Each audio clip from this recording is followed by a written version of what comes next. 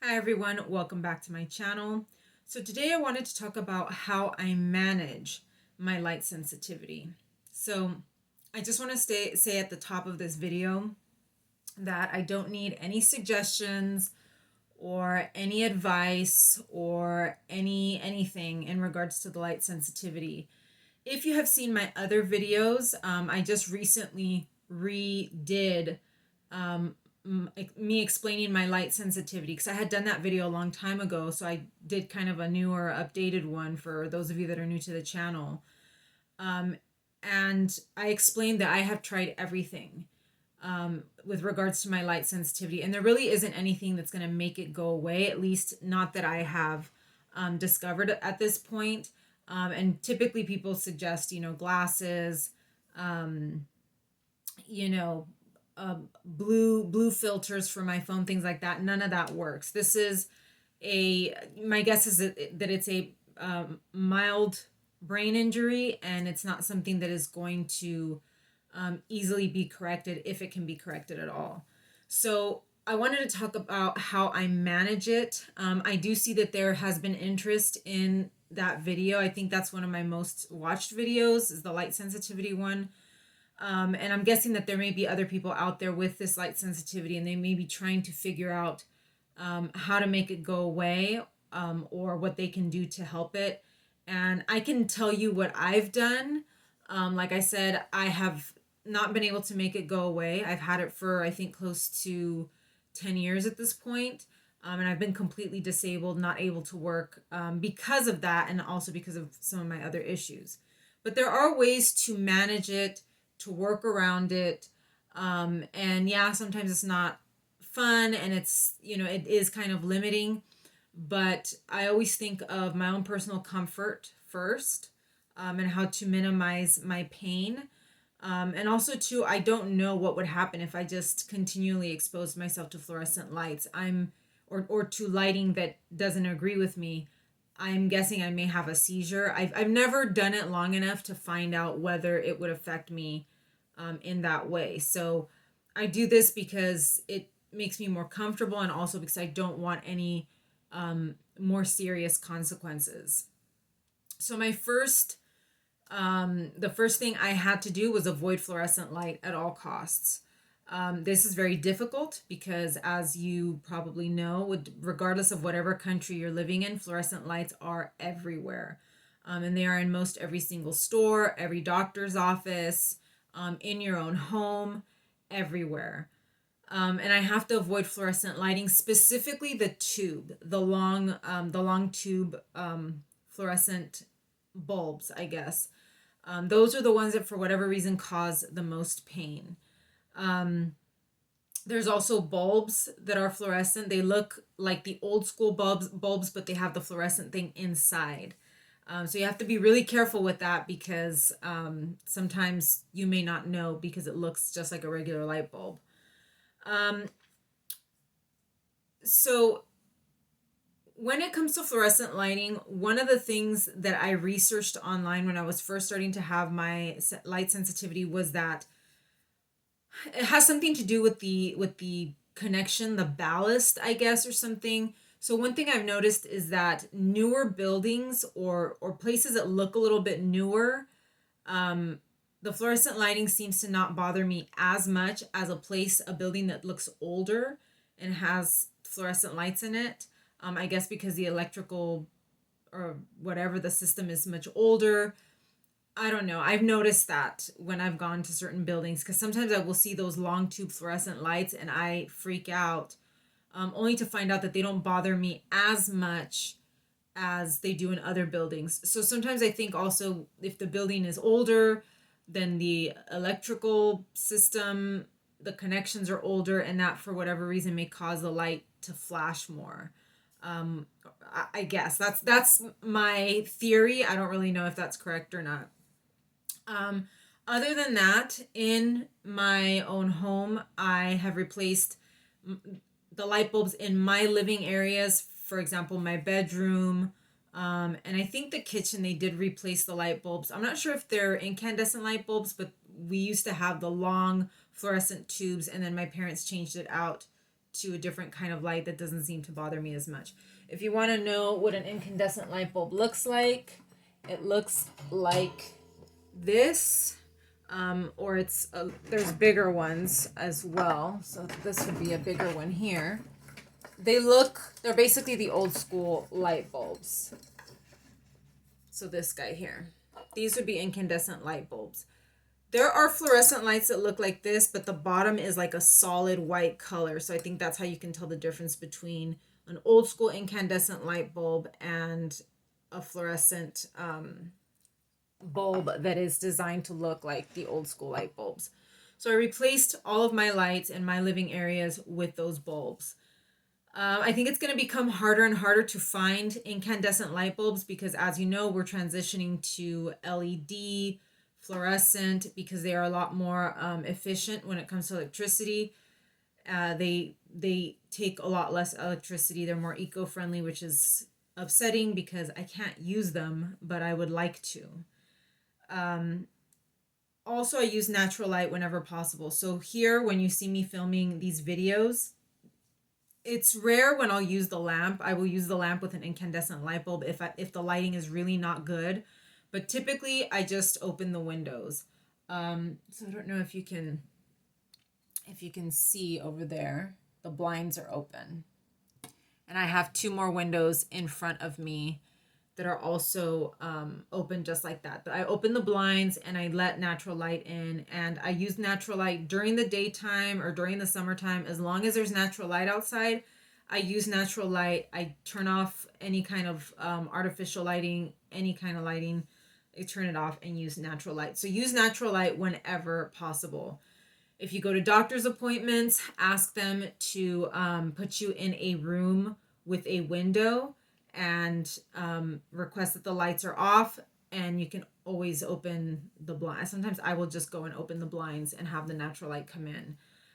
So that's what I do when it comes to the doctors. And most places are pretty accommodating.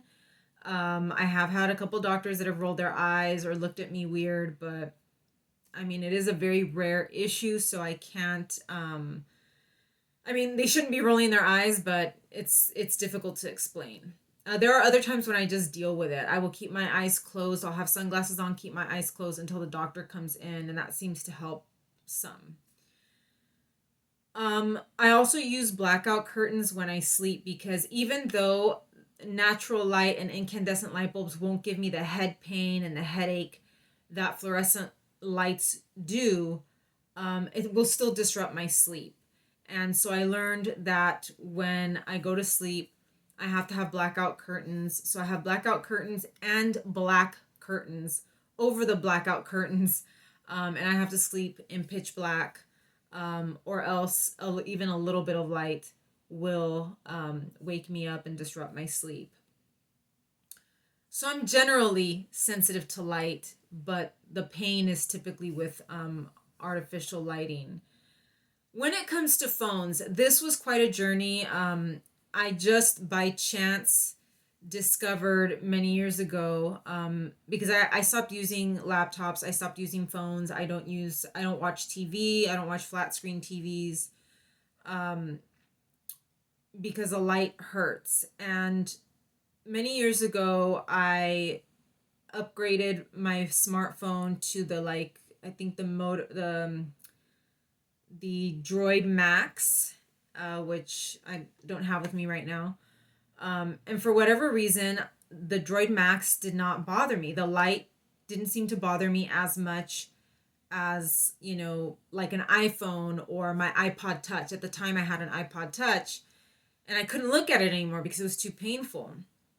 Come to find out, the backlight of the Droid Max is something called an AMOLED, something like that, or an OLED, which is like an organic LED screen. I don't really know what that is.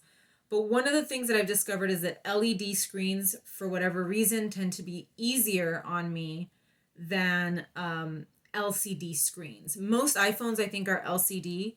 And I think most Apple products are LCD. And a lot of Android, well, not a lot, but some Android phones are LED. So I had my Droid Max for many years. It seemed to even hurt me less and less over time. So the longer I used it, the more comfortable I would get with it. I mean, I could use it for a really long time, almost like a normal person without light sensitivity. And that's when I started to discover that there is some kind of it's not a phenomenon. It's just LED screens degrade over time. So they have lots of different pixels that are different colors that are like red, blue, white, I don't know, they're green. They have all these different colored pixels. And the pixels start to die over time. So if you've ever seen a phone that's got like something burned into it, like, you know, an icon or something burned into it, it's called screen burn. And that happens because the pixels die off from being overused so much, and they burn out in that pattern, I guess. And I guess it's the same thing that happens over time, but it happens evenly over many of the pixels. And you can't really see it, but for whatever reason, it makes I guess it makes the screen less vibrant, but it also makes it less strong. And I've noticed that now that I had to upgrade to my Moto Z4 because my Droid Max, I mean, it's so ancient that all of my apps basically weren't working on it anymore. It was just such an old phone that, over time things, apps are updated for the newest type of phone. And I was really anxious about it, but I did as much research as I possibly could, and I came upon the Moto Z4, which also has, I believe, an LED or an OLED backlight, which is again organic LED. This one, again, because it's newer technology, the screens are much stronger, the colors are more vibrant, the pixels are newer technology so that they don't burn out as easily. So I did notice that I was having increased sensitivity to it, and really couldn't use it that much at first. Over time, I've started to use it more and more, and I think that's because of the burning of the pixels and just use and wear and tear of the screen. And I've noticed as time has gone on, I have been able to use it for longer periods of time without taking a break. That, and I think there's one other thing that has helped with that. And again, keep in mind, my light sensitivity has not gone away. I still have it. These are just things that I've noticed, and these are theories that I have that I think have helped with the light sensitivity. And one of those other things I believe is the IVIG. So I've talked about this in my other videos. I am on medication for my autoimmune condition, and that's intravenous immunoglobulin. I do it subcutaneously, and I do think that has helped. It has helped with inflammation, and I also think that has helped with my light sensitivity, so I'm not overly sensitive. And I think that's why I've been able to deal with my phone as well as I have, especially over time. When something happens over a span of time, I know either my inflammation is going down, or it's got to be something, wear and tear on my phone or wear and tear on the lights of the house. And that does happen. Lights do burn out, incandescent lights burn out, fluorescent lights do as well. And LED lights do too. They just last longer and are more energy efficient. So the IVIG has helped. My oxygen definitely helps. I do notice that during the week, I'm usually on my oxygen Monday through Friday, and I take a break on the weekends. And Monday through Friday, I tend to be more alert, less foggy, and my light sensitivity doesn't seem as bad.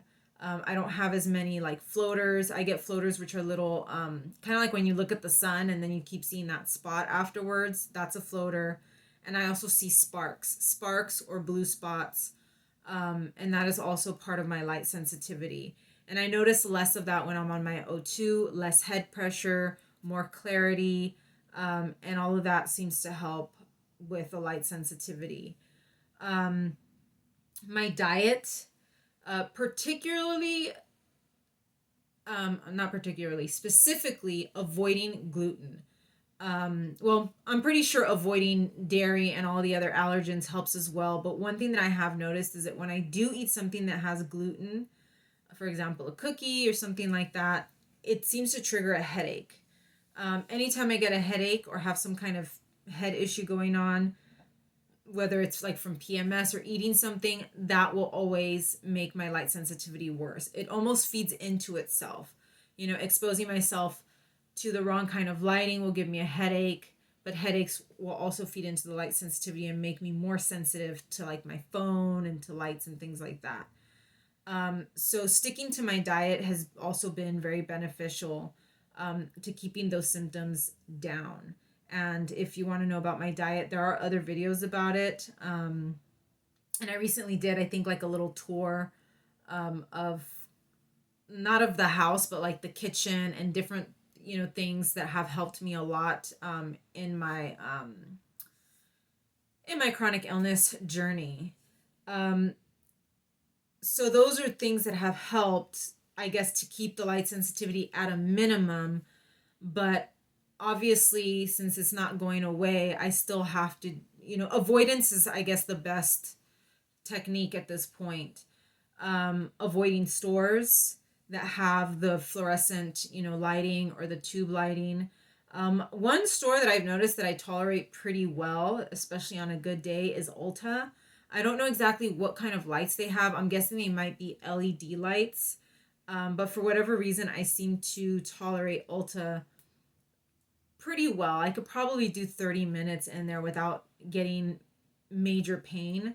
But if anybody knows what kind of lighting Ulta has, let me know, because I've gone into a couple of Ultas and for whatever reason, the lighting seems to be easier on me than what they have in other stores. And also Ulta's new. That's also what I said earlier, is that the buildings I think are new, because Ulta has in the last few years has grown a lot. They've opened a lot of new ones. And the one right here down the street from me is a few years old, and I noticed that one doesn't bother me as much. So I'm thinking it's the newer construction, newer electrical, electrical connections and stuff like that might, for whatever reason, help. Read books. Don't do Kindle or Nook or tablets. So I read actual books. I use a screen reader. So if there's something that I want to read, some kind of news article on my phone, I use a screen reader. The one that I use is called the Voice Aloud Reader. And you just kind of have to learn how to use it, and it will read whatever, the article for you. That has helped me a lot. Although I am one of those people that likes to read things myself, I feel like I don't listen when it's being read to me. That may also be a brain-based thing. Because when I'm reading something, I seem to absorb it and remember it better, or I'm paying attention more than if it's being read to me. But the Voice Aloud Reader has been really great, especially for super, super long articles. It has, I really like it a lot. And you can adjust the voice to read faster or slower, and there's different voices with different accents if that's what you're into. And since my phone has been working out for me pretty well lately, I have been able to use apps a lot more from my phone. So I've been able to use Instacart. I've been able to use Amazon, eBay. I've been able to shop through the apps instead of in an actual store. So basically, using my phone is the lesser of two evils. And once I get the hang of an app, I can do things very quickly. Like I can make an Instacart order very, very fast, because Instacart will remember the things that you bought before. So I just have to go back and just re-add those things. And it's very easy once you get going. And the same with Amazon. I'm basically reordering the same thing, every month or every couple months. So that has made it really convenient. And I've been able to avoid going into stores completely if I want to. But that, again, because I chose the right phone, or because I did my homework when it came to my phone, I was able to find a phone that was comfortable enough that I could use an app, to order things online instead of going into a store. And I'm not saying that my phone does not hurt on a bad day. Yes, I can't really use my phone that much. PMS will always make my light sensitivity worse.